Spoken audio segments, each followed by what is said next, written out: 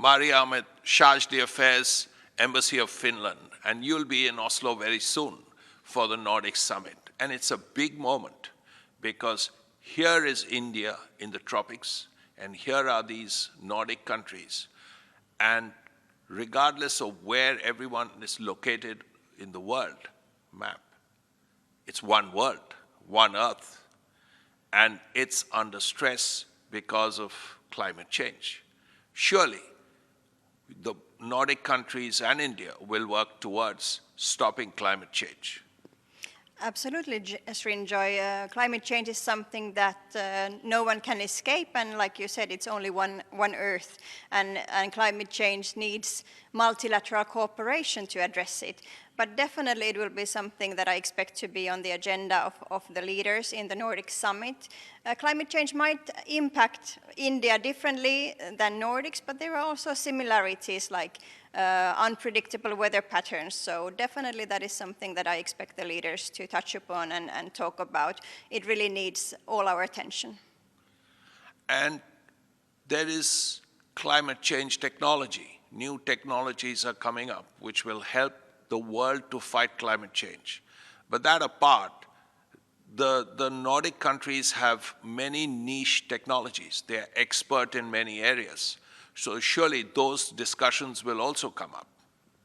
Absolutely. I do think that technology in all its aspects will be part of the discussions. And India just hosted a big AI summit here in India. We congratulate Prime Minister Modi for that. I think that the leaders might visit some of those AI issues that were talked here in February. But of course, there will be other niche technology issues such as 5G or 6G that I expect to come up in the discussions, or for example, space technology and space cooperation, where, for example, Finland is very strong in.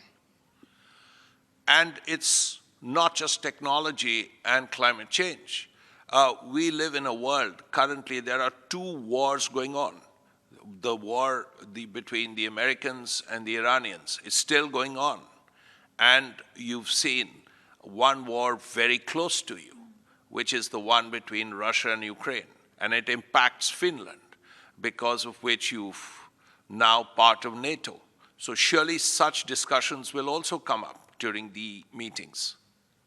Yes, you know, the Nordic India Summit will not happen in a vacuum. So of course, everybody is well aware of the global impacts of the Russia's aggression in Ukraine and the war in the Middle East. So these have global impacts to many people's lives, and I do expect that the leaders will touch upon these issues and exchange views in the summit. You've probably heard Prime Minister Modi telling President of Russia, Vladimir Putin, that the 21st century is not a time for war. Absolutely. This is not the time for war, and we, of course, hope that India will also use its leverage in the discussions with Russia to try to stop the war as soon as possible. Also, a lot of economic issues are going to come up. So if you give us a flavor of what the economic agenda will be for the India-Nordic Nations Summit. Yes, absolutely. The economic cooperation and cooperation with India is definitely in the rise in all the Nordic countries.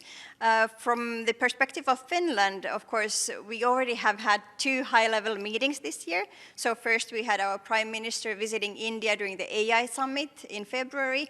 Then our President paid a state visit in India, and during the state visit, our relations were elevated to the strategic partnership in digitalization and sustainability.